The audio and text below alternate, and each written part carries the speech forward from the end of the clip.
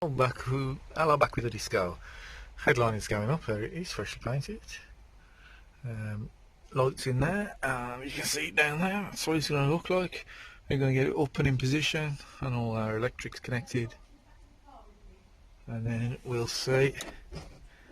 There we go. How it looks when we've finished. But as you can see, it's going to look pretty good, I think. Right, we've got the headlining up and in. We're just doing the finishing touches with the seal or the end cover thing around the sunroof headliner. So that's going in there. It's looking really good. We've got these two pieces to go on there and there.